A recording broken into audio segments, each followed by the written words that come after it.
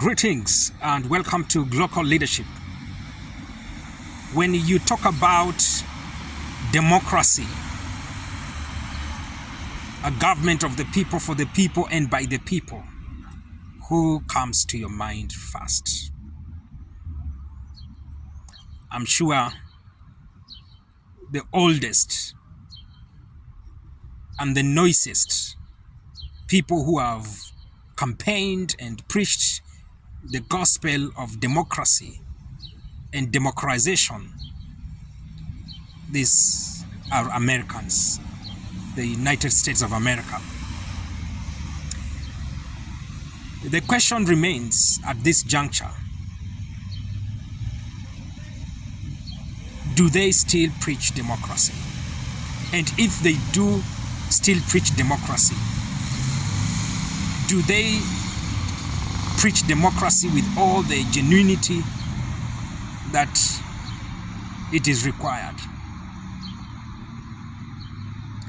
Have they been overtaken by other events such that are happening in the globe, that it appears that now democracy is no longer a priority, but rather just statements that need to be made for PR, for public relations, but other things makes more sense and they are of priority, especially where economy and control and political control and leadership is concerned.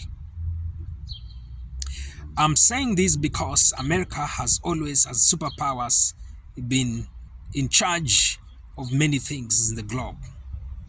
Though as things are going, it appears this kind of influence is deteriorating and they are losing their influence day by day. And this also includes their influence in Africa. Their influence in Africa is deteriorating or stands or is in jeopardy that at some point it's gonna deteriorate. And Kenya is not exceptional in this case. When in their own wisdom, they saw it wise to ensure that Mr. Ruto becomes the president, and they thought by so doing that, this will serve their personal interest as a country. And so we have seen that happening in so many other things that does not need analysis and logic to come to that kind of conclusion. In my own view, it appears the way things are going that America are shelving this kind of gospel of democracy and going for what is convenient, what is going to give them what they need to do. So they remain there to give people lectures on democracy, force people to go the democracy way, but them themselves, by all means and standards, they are losing the battle and they are doing something different, completely outside the tenets and the spirit of democracy. The High Commission, the embassy, the American embassy in Kenya, since 2022 election, that is prior and during and also post the 2022 general election in Kenya, their behavior did not satisfy that person who would want to be neutral. Their behavior was put on the spot. And the ambassador of America to Kenya was seen on countless occasions and many statements she gave that suggests otherwise, that these are people who did not take a neutral ground. Instead, they had a candidate and they had a position that they had taken, and they ensured that that indeed became the case. I'm saying this because recently in Kenya, the new finance bill has been passed, and when you talk about the tax issue, is really a burden to Kenyans. And I tend to believe that this tax issue is not necessarily even an idea of Mr. Ruto. Believe me, as much as I know Mr. Ruto, he would want to go for and make money and become a real person in Africa, overtake even the Dangotes and others, which I don't think is something that can happen overnight or for the 4 years he has. I tend to think, and I'm convinced, that this finance bill has been choreographed in the manner it has been choreographed and formulated to meet the interests of people such as the Americans business community. And that's why one time the ambassador to Kenya of America, he insinuated in a statement he issued that this bill was good for the country.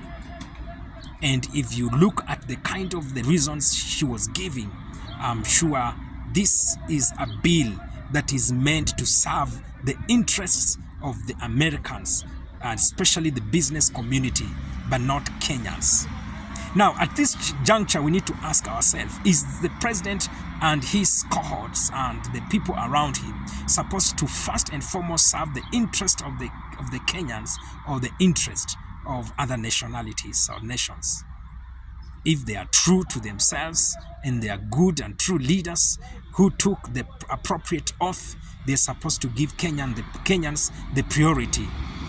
And so in this case, finance bill is just an example of what we can see, that Americans have shelved their campaign and preaching of democracy and gone for what is convenient.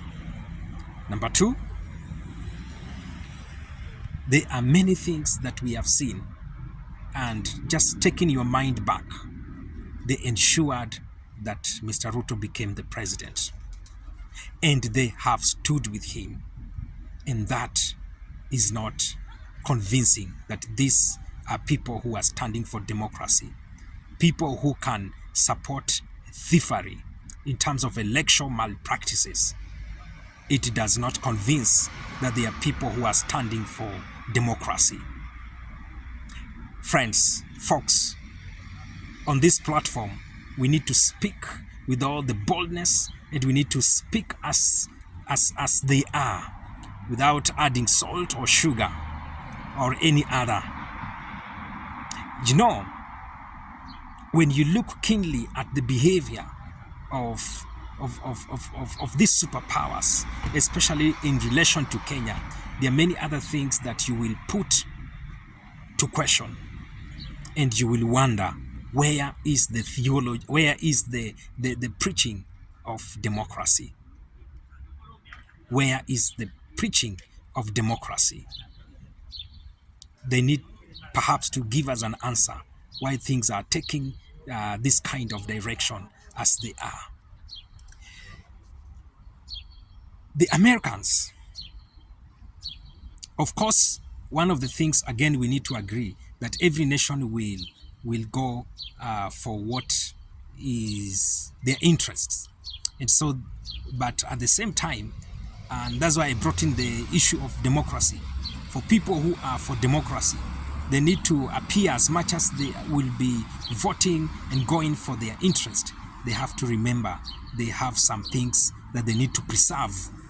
They need to preserve the purity of democracy. And this they are not doing. They are mutilating democracy day by day, especially in practice.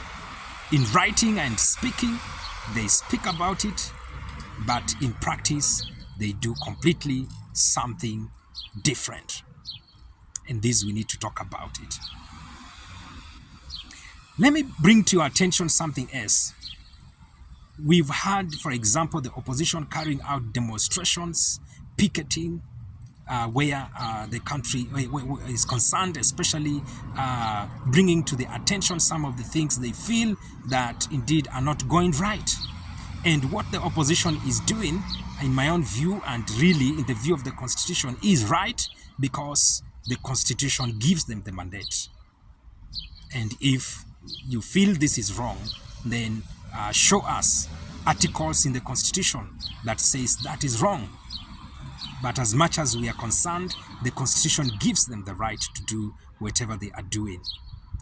But we have seen the government using all the state agencies and machineries to unleash terror on the opposition And as they do this, remember the opposition is speaking the language of Mwananchi and speaking and speaking what makes sense, what is constitutionally right. But the people who are fighting them and unleashing terror on them, killing them, they are people who the superpowers are supporting.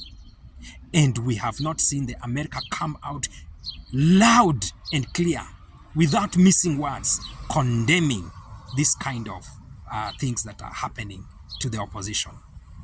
We have not seen that happening. The opposition leader in Kenya has faced life-threatening events twice during this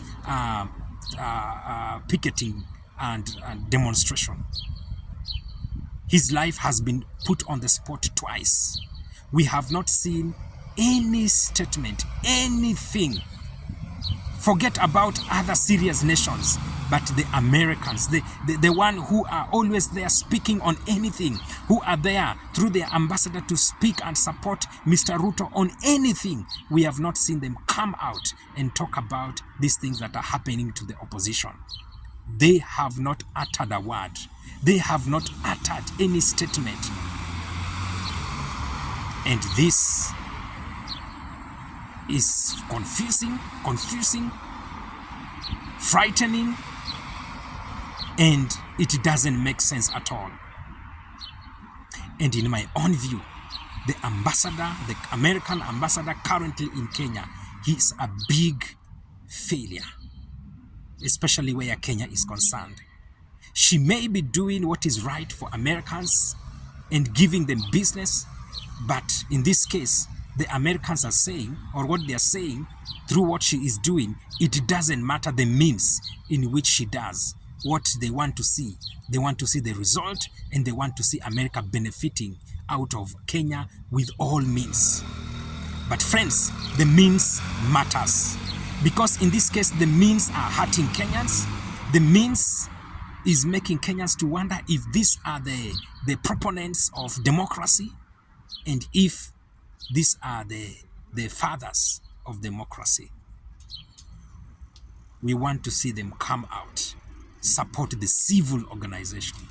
We want to see them come out and talk about, even condemn some of the things that are happening currently to the opposition leaders and to the people of Kenya.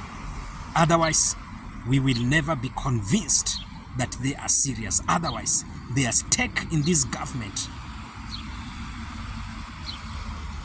is emotive. You may see this, you may not see this. I know if they hear of this, they will not be happy of such statement, but the truth remains to be the truth.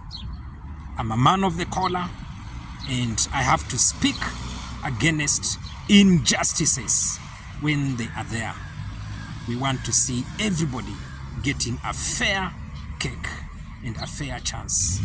The King bless Kenya.